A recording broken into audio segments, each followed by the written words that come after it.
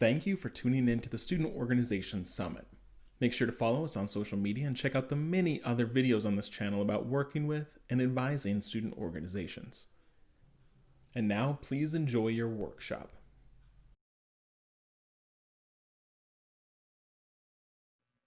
Welcome to Advising is Teaching, a framework for student leader learning and development. My name is Jennifer Griffin, and I'll be one of the facilitators for today's session. I started my career in student affairs as a graduate assistant with a dual assignment in both housing and Greek life. Following completing my master's degree, I served as both a full-time residence life coordinator and eventually the assistant director for residence life. I've been with the Office of Student Involvement and Leadership since 2016, where I currently serve as the director. And my name is Lauren Cotian, and I'm working on my 4th year at UAB as the Assistant Director of Leadership and Service. Prior to this experience, I worked in a university's Career Center as a student employment coordinator, and additionally have served in the areas of residence life and Greek life. During this session, we'll review a framework that was developed by members of our team to better assess our student leaders' learning through a competency-based approach. It is our intention that participants will be able to do the following as a result of participating in this session. First, identify a minimum of 3 NACE career readiness competencies that are relevant to the student positions you advise and supervise. Secondly, recognize strategies that support competency development for these same students. And third, outline an assessment plan that evaluates your students' learning and development. We recognize that a wide variety of functional units support student organizations. At UAB, the Office of Student Involvement and Leadership directly advises 14 university-funded student organizations. For these 14 groups, we are meeting regularly with their leaders and the organization as a whole, attending their events, whether virtual or in person, and providing guidance on navigating our university's policies and procedures as it relates to the organization's functions. Before we go any further, we thought it'd be helpful to provide a snapshot of who these students are and the nature of their leadership role on campus. In the area of leadership and service, we advise the UAB ambassadors, who serve as the official host and hostesses of the university, Serve 205, who provides ongoing service opportunities through community partnerships in the Birmingham area, Blazers on Break, who plan and facilitate UAB's alternative break experience, the Leadership and Service Council, who plan our signature service events throughout the year, and the Pathfinders, who serve as our involvement mentors.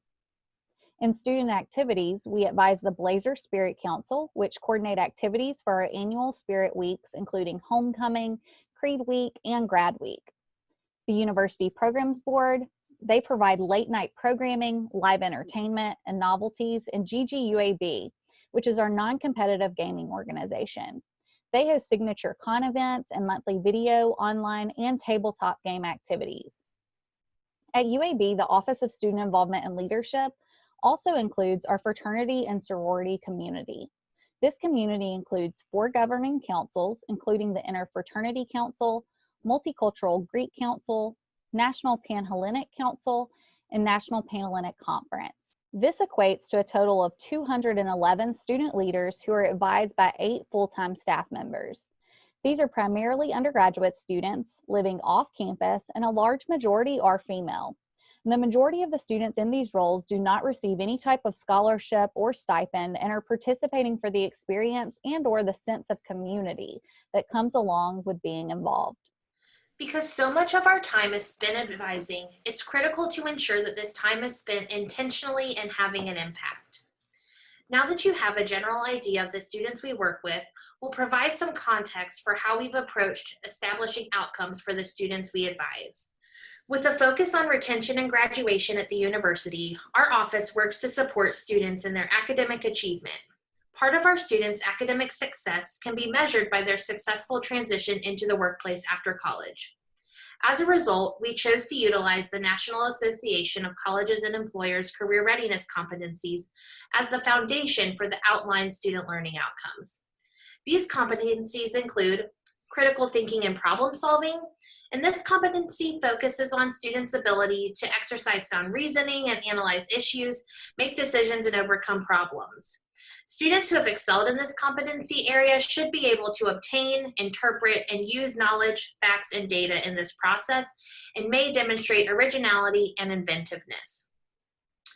Oral and written communications is demonstrated by the student's ability to articulate thoughts and ideas clearly and effectively. The students should be able to demonstrate public speaking skills and the ability to express ideas to others. Teamwork and collaboration looks like the students building collaborative relationships with peers, faculty, and staff representing diverse cultures, races, ages, genders, religions, lifestyles, and viewpoints. The student should be able to work within a team structure and be able to negotiate and manage conflict. The digital technology competency has become more and more important over the last year. This competency allows students to leverage existing digital technologies ethically and efficiently to solve problems, complete tasks, and accomplish goals.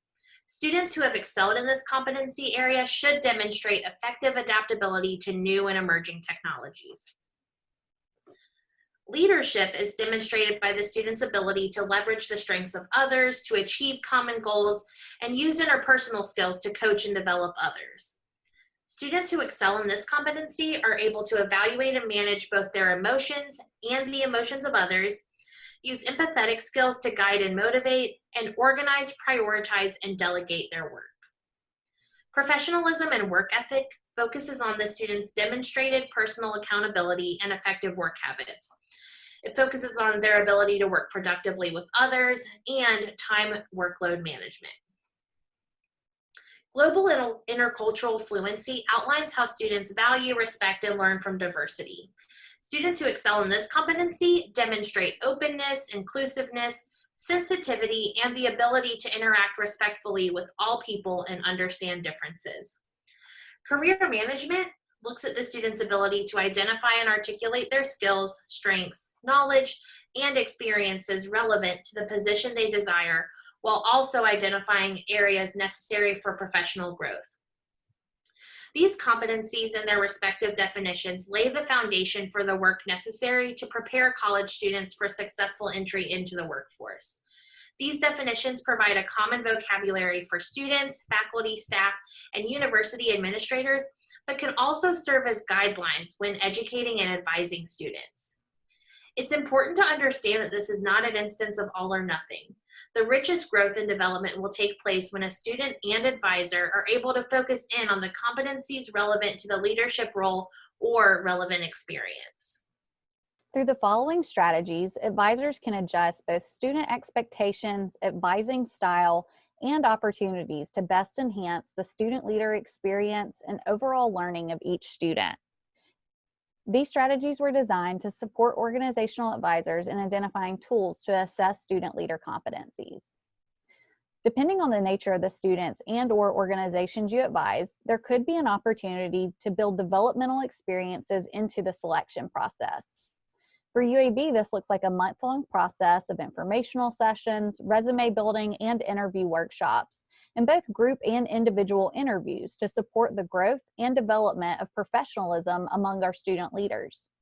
It is during the recruitment and application process that we introduce our students to the competencies associated to the leadership experience and outline how they can expect to grow over the upcoming year if selected.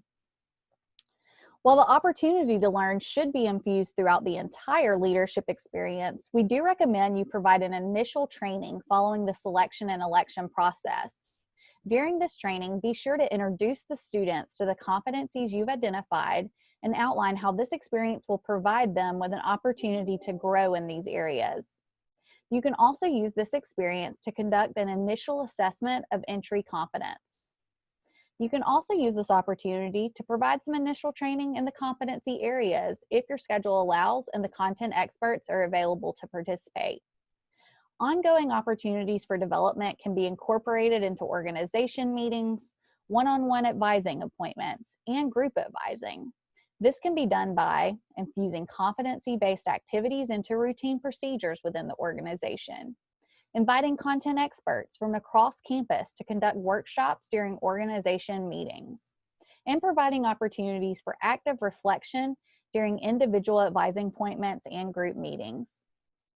One last strategy includes providing a dedicated time for reflection at key times of the experience. We recommend this take place a minimum of 2 times, with the first being halfway through the experience and the second being right before the end of the experience. This time can include a formal evaluation where the student is scored on their growth in the identified competencies, as an in-person or virtual conversation with the advisor where students' progress is discussed. This strategy should minimally include a one-on-one meeting, but can also include the conducting of a focus group with a larger organization to further explore the general membership's learning and development. At the end of the experience, this process can be duplicated to measure the improvement from the initial reflection and evaluation. If this was conducted initially at both the individual and group level, we recommend you do the same at the end of the experience. It is the responsibility of the organization advisor to play an active role in assessing student leaders' learning throughout their leadership experience. A robust and comprehensive assessment strategy should start with the development of outcomes. Once you've identified the competencies you'll focus on, you can outline some relevant outcomes based on the nature of the leadership role. Prior to the initial training, we recommend you develop a pre-test based on your outcomes to evaluate the student's current skill level and provide insight for where to begin in their development of the competency. Some students come to us having held previous leadership experiences, and others come to us fresh as a blank slate. No matter their experience, it's important to understand where they're at in their development prior to setting any goals for future learning. Like we mentioned before, dedicated time for reflection should be facilitated both at the middle and end of the leadership experience at a minimum. During this time, a rubric tool is a great way to reflect, evaluate development, and share feedback through this one-on-one time with the advisor. Many online platforms offer a rubric tool. At UAB, we use Anthology, formerly known as Campus Labs, and we use their rubrics tool through Baseline. Through our experience, this tool has provided another opportunity to define not only the learning outcome, but specific achievement levels associated to that outcome. It's important to be mindful of the language you assign to these levels. You'll want them to be reflective of the student's development, but avoid using terms that would carry a negative connotation or impact on confidence when assigned to a student's competency in an area. At UAB, we chose the following terms to define our students' learning and development. Developing, and this was defined as with an achievement value of 50% or higher. Enhancing had an achievement value of 75% or higher, and excelling had an achievement value of 100%. At the end of the student's leadership experience, we recommend they complete the same evaluation they completed prior to their leadership experience. This comparative data allows the student to identify perceived growth in the assigned competencies. The conclusion of the student's experience and closing the loop with your assessment strategies will provide an opportunity for reflection as an advisor. The data you've collected should be used to evaluate the strategy used for advising and development and inform your future framework. Our student leader learning cycle is one that we adapt every year to align with the priorities of the university and our division, while also meeting the needs of the students we support. A solid assessment plan allows us to illustrate the impact our staff has through their role as an advisor, while also demonstrating how we support the university's priorities of retention and graduation of our students. This concludes our presentation today. We hope this framework will support you in your role as an advisor in contributing to your student success both during and after college. We'd love to connect with you, so feel free to reach out to us with any questions or follow-ups from the presentation today. If you'd like to stay in the loop on updates from our office, be sure to follow us on social media at GetInvolvedUAB. Thanks for tuning in to the Student Organization Summit. If you're watching this live, feel free to reference the schedule for the day and use the link in the schedule to access a Q&A room where you can ask questions or chat with the presenters from this workshop. If they didn't list a Q&A link, or you're watching this video after the event, thank you for your interest in the Student Organization Summit.